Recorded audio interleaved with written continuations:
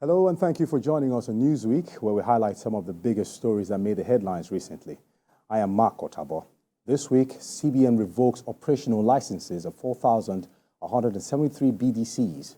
And also this week, 12 years after President Tinubu adopts Orai Report, merges agency, and of course, later on the show, President Tinubu inaugurates Lagos Red Line Rail Project, reiterates commitment to infrastructure development. All the details in a moment. Stay with us.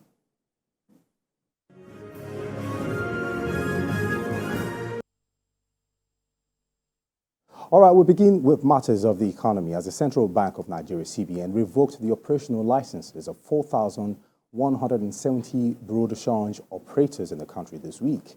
The bank said the affected institutions failed to pay for license renewal, submit returns, or comply with CBN directives on anti-money laundering, countering financing of terrorism, and counter-proliferation financing regulations. Of course, the CBN said it is revising the regulatory guidelines of BDCs. The move is set to be a part of efforts to restore confidence in the nation's foreign exchange market. Now, joining me now in the studio, I have Charles Olojede, an economist. Good to have you on the show this evening. Yeah, nice to be here. It's been a while. Of course, I have Justice Ojino right here with me as well. It's my pleasure. All right. Now, Bola Olojede, very quickly, it's very clear this particular move, license of over 4,000 BDC operators is quite a ferocious development. Do you think this cleansing, what impact would this cleansing have on the system? I would like to look at it from a bigger rearrangement, restructuring of that space. And if you're going to restructure that space, you need to go back to how we were just a few years ago and how these operators have proliferated over these years. Over 5,000 of them were what we have. And the way they have operated also demands more structure. If we're going to be able to manage a process, if we're going to be able to, regulate properly, that space is due for restructuring. There is no doubt about that. So I think it's along that line of, looking at a bigger restructuring, making them more transparent, making them more accountable, so that we're not having some of the things that led us to where we are right now in the future. I think that is the thought with the CBN governor. All right, there have been major reactions with this move, and people are suggesting how feasible or how possible do you think this particular cleansing would actually affect the change that we're looking for? Do you think it's actually the answer, what we need now, holding down with this particular development? Do you think this is what we need now? That's exactly why I said I think it's something for the larger restructuring, not necessarily the solution in the immediate to what we have. I do not believe that if you aggregate all these people, they probably will account for 20% of the trouble that we are looking to solve. You see, this 80-20 rule is a very powerful thing. Most of what we're looking for example, people who have a whole lot of naira and are using it to chase up on the dollars, and by so doing, they're bidding up the price of dollars on the market. How much of those transactions take place with all those roadside BDC? What volume can they really control? And then every time I see a man peddling dollars on the street, I look at him and I say, this dollar that this man is carrying, does it look like he owns it? He's a trader. He's a hustler too. Are we going to be able, is this step going to be able to help us reach the people behind those guys that you see, that in your mind you are convinced by yourself that these are not the real guys? Where are the real guys? Yes, they're not the real guys, but you can clearly understand that because they are actually in the operation of things and the deals and the kind of transactions they carry out, it is possible for people to come with some very unverified amounts of money that are not recorded in the system to pass through them. Don't you think this is a way of actually curbing the excess amount of dollars that could be circulating through the hands of these people that is not going to be on record? Because, of course, at the end of the day, fraudulent money could pass through them because they are street traders. As a matter of fact, in my opinion, most of the money that is bidding up the dollar are not clean money. They are not money generated from normal economic activities. They are what on the street would be called awoof money, dirty money, and all those sort of things. And people are trying to get them into the system to wash them and make them clean and all of that. That is there. Okay.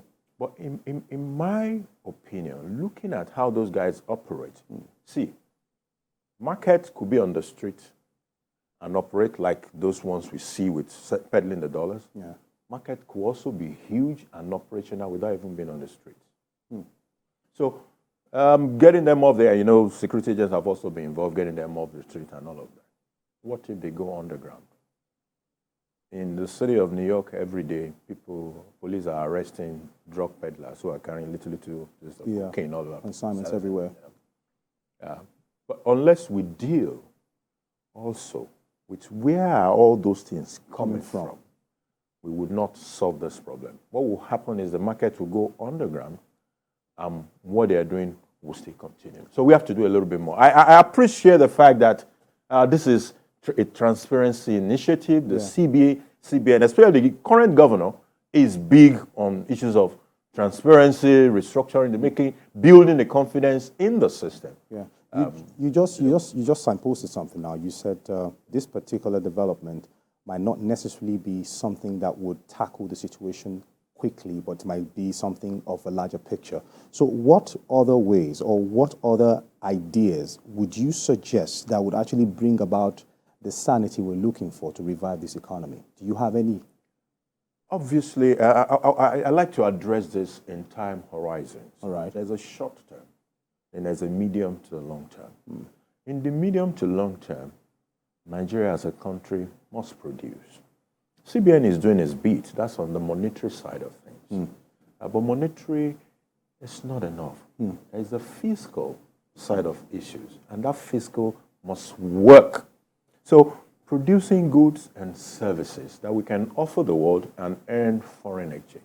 While on the flip side also, we are curtailing our passion for consuming imported things. And whether it is sugar or chocolate or milk or everything in this country is brought from outside. Nigeria has one of the best sugar belts in this country. Still, like 90% of the sugar we consume in this country is imported. We import raw sugar and try to refine. That's what we have been doing for years. That's what we're still doing. Our people who were using milk, the multinational, they don't buy milk from Nigeria. Is it impossible to produce milk in Nigeria? Even cocoa that we produce.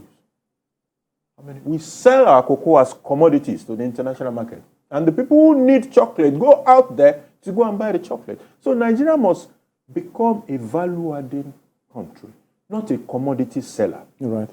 And that is the way, in the medium to long term, that we can have a sustainable, stable currency that can firm. In fact, now we go say, okay, now here we won't make the currency day. That's it. All right. Well, the short-term side of things, though. Short-term side of things. All right. We go on a quick break now. When we return, Newsweek continues in a moment. Stay with us.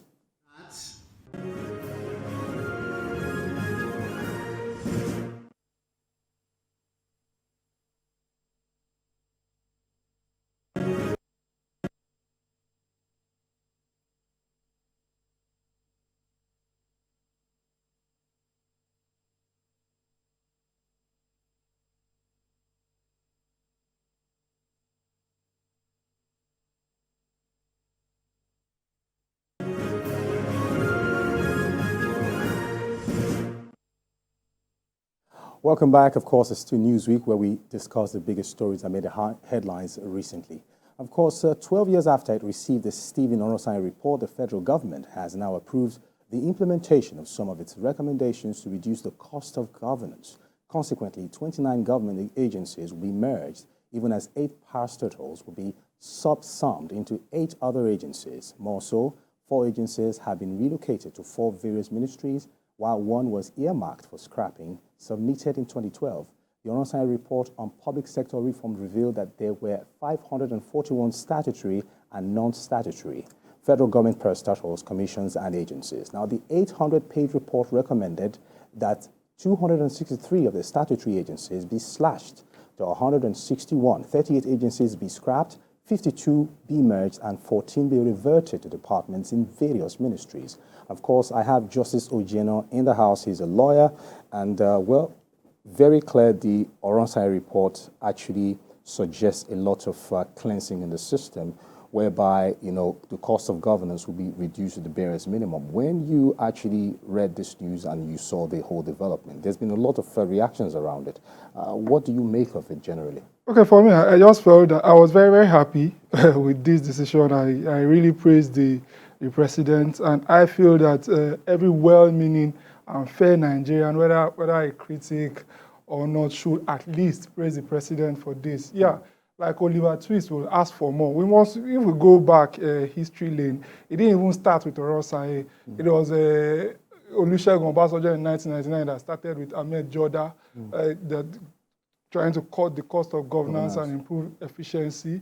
Then Goodluck Jonathan had his own bite at the apple. Yeah, Buhari too, he even commissioned that a white paper they made for this. And of course, there was also the post-RSIA period for the Purple Committee. Yeah. But they didn't have the political spine to be able to implement it. But now we have a president that says that, okay, this is the way to go. Come what may, whichever person's ox is God, this is what we must do. I feel that we must thank the president for it. But like Oliver Twist, we can always still ask for more. Well, I don't intend to put you on the spot here that much, but looking at the details of this report, you have 263 of the statutory agencies be merged to slash to 161, 38 agencies to be scrapped, 52 to be merged, 14 to be reverted. Now, this sounded very laudable. Now, why did you think this report wasn't implemented long before now? Because you would look at a report like this and say, this is a way forward in Nigeria. We should do something better with this. Why did you think it took so long for this report to be hanging before it finally decided that, look, we need to fly it in this administration? Okay, just like I said earlier, it's the political will was absent. Also, we must also remember that some of these agencies, some of these commissions and all, they were created as, in a manner of speak, job for the boys. It was the National Assembly that creates, and once those are done, you don't want to step on anybody's toes, because especially you will still need them also for elections at some point.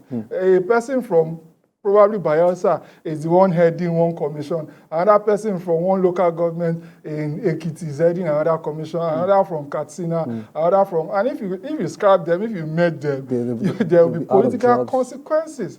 So I think that that's a major reason to why the government of before now didn't want to do it, even though national interest is bigger and greater than all those ones. But again, we thank the president for having the political courage to be able to take this step this time. All right, Bola, let me take you up on this. Now, many of the parastatals and agencies have creations of law, meaning that we might still need to go to the National Assembly to do some processing before we finally have a smooth transition of these agencies to fly. How timely do you think this will be if we have to go through that process? Well, I'm not sure it's something that the president is in a hurry about, because all those hurdles must be properly crossed. Okay. Cross our T's, dot our I's to get it really done. I'm not so sure that it can be implemented as it was, though, because 2012, right? So this time is a bit of time. A whole lot more parastatals and MDs have been created since that time. Then I heard something about, it will not lead to job losses and all of that. So if you merge three departments, this one used to have his own HR, that one has HR, the other one has HR.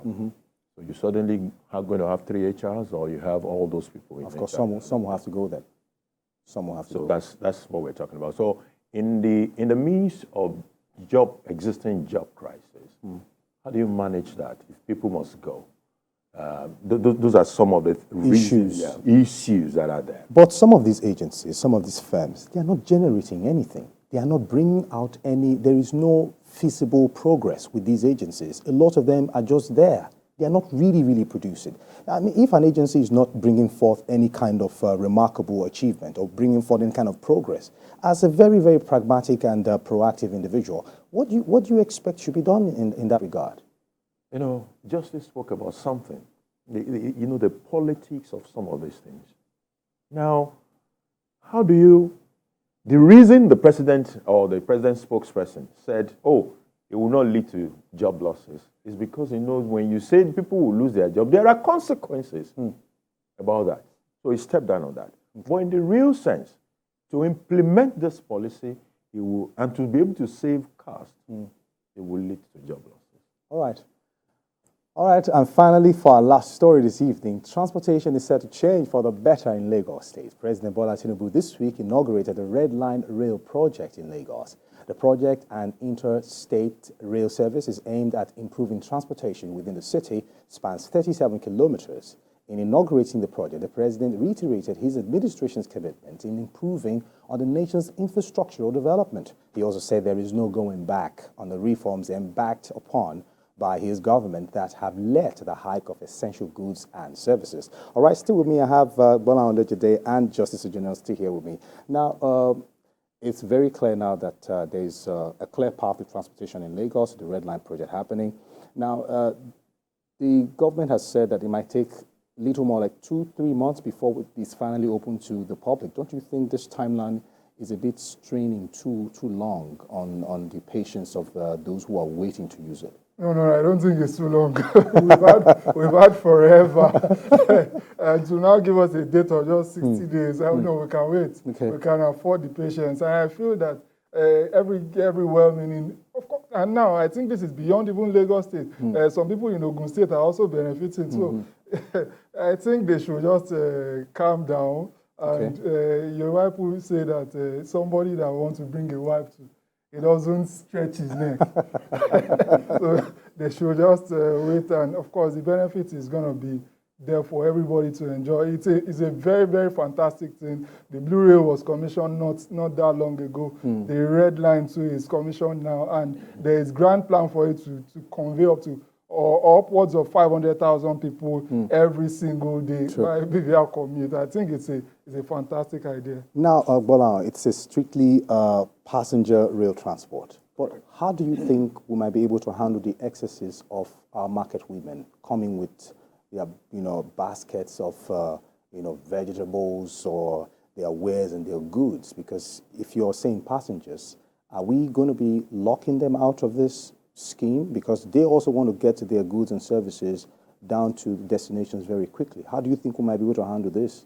Well, whatever we think should not be there, we will have to be clear about it. They are used to the BRT situation anyway. This is just a final version of the BRT. And BRT has its limitation as to what you cannot just come with some bags of tomatoes and all and start rushing into the BRT. It doesn't happen. So I believe we're going to have a similar, approach situation to the train. Okay. Now, I would be very clear with this. According to the governor, right, the phase 1 of the project will transport 750,000 passengers daily at inception and 1.1 million passengers daily once it is fully operational. Now, when it comes to maintenance, would there be situations when the rail line project will be locked down totally and out of reach for passengers for maintenance to happen before, it's restored again? Okay. How do you think the maintenance approach would happen in this regard? Okay, I think it should be for experts to be able to determine that, and they will be in the best place to actually say how long the downtime, the proper downtime should be. But in all we do, we must always remember that it's always tied to the economic prosperity of the people. So in running it, we shouldn't run it in a way that it is going to break down for longer than necessary. So I feel that as much as possible, proper maintenance should be done. And if it's possible for us not to even ever have a downtime, that's the Eldorado that I think we should push for. All right, Bola, it's clear, when you look at Lagos, the mass and the population here, you sometimes feel very, disturbed about sometimes the disorderliness that happens a lot of times. Right. And we understand that over time, when there's a new development like this, there's a bit of orderliness from the beginning. But as time goes on, it wears out and some kind of insanity is restored and everybody goes back to their normal, default settings of being disorderly. How do you think this will play out in the process? Do you think there's going to be a lasting, landmark and more like a blueprint for orderliness to keep it going? You let the private sector manage. That's my solution to those kind of things. Private sector management. Private sector management. Yeah, they bring certain level of efficiency into that space and orderliness as well. So all the usual rush and whatever that could make it rowdy and all that, the private sector can handle that properly. Okay. Yeah. All right. And on the downtime thing. Okay. We're not doing a novel project, though in Nigeria it is new. It's been done in many other parts of the world. Yeah. Find out how do they maintain it. Okay. Well, I understand that this is quite new here now. Yeah. And when you have something new like this, you expect that a bit of some kind of strides will come into play to effect it properly. Now, from your perspective, I mean, how do you think this would affect the general scope of economy as a whole? I think it will accelerate it. Okay. It will accelerate it in that the average person that spends 4 hours in commute on a daily will spend significantly less. That's number one. Number two, life expectancy. Okay. Lagos people, I don't know. Of course, the governor at some point reeled out a statistic that one out of every 4 Lagosian has a sanity problem, and we know that traffic is one huge sector that contributes to the sanity part. So we'll be largely sane, we'll live longer, and even people in the diaspora will be tempted to come back to the country. And of course, the economy will speed up. There will be more time for productivity, and the benefits are almost endless. But now, we understand that in Nigeria as a whole, people like to be very flamboyant with their cars. If you don't go out with your car, you don't want to go into the public transport. We see in other countries where ministers take the train and all of that. Are we going to be seeing some level of reduction in car usage in Lagos if this rail kicks off finally? Do you think that we have come to that point where we are disciplined enough to park our cars at home and say, let me use the rail transport and let's allow some sanity in place? We're not quite there because there is a social side to issues of cars in our environment. It's a status symbol. Okay. It's not just something to move around with. So we need to be able to get past that status symbol mentality, right, and absorb an efficient mode of transportation. I had an old picture of the former Prime Minister of Britain entering he went on vacation and was going back to 10 Downing. He was carrying his own bag, his own travel bag by himself, a red bag, and he was going to the train. That was the Prime Minister. Are we going to get there one day? Maybe. Okay, you just made a point now. Yeah. We might not be there yet. Justice, let's be frank. Do you think our leaders should take the bold step in using this rail transport so that others can see that, look, if my governor can take this rail transport, why should I drive my car? Okay. Should it start with the leaders then? Okay, Mr. Lojedi already also said that there's a social aspect to it. For me, much more than that, I think there's also a security dimension to it. Will they be mobbed? Are there political enemies in the shadows or even in public who will actually harm them? Maybe because of that, for now, maybe they shouldn't lead the way. They shouldn't lead the way because we are not security, as a matter of security there yet. Yes. But maybe in the nearest future, when we are there as a matter of security, why not? All right. Your final take before we go. Okay. I will quote 2 quotable quotes. Yeah. One from the East, one from the West. Right. The one from the West was ascribed to John F. Kennedy. And he said, America did not have good roads because they are rich. America is rich because it has good roads. And the emphasis on the role of infrastructure in transforming a society. And that is what the likes of Red Line is helping us to do. The equivalent in the Chinese proverb that says, if you want to grow rich, build roads first. It's also talking about infrastructure. We must continue on this line of connecting Lagosians, human and goods, and services as us. In 10 seconds, your final take. We should have more confidence in government, and we should pray for government, because it's in the prosperity of government that we too will prosper. All right, thank you very much. It's been a wonderful time holding this conversation down with yourself. Bonahon Lejide, an economist, fantastic. Thanks so much for coming. And of course, Justice General, always, Pleasure. always. All right, and that's our show for today. Remember, you can follow the conversation on our social media platforms at TVC News NG or on our website at tvcnews.tv. I am Mark Otabo. Until next week, goodbye.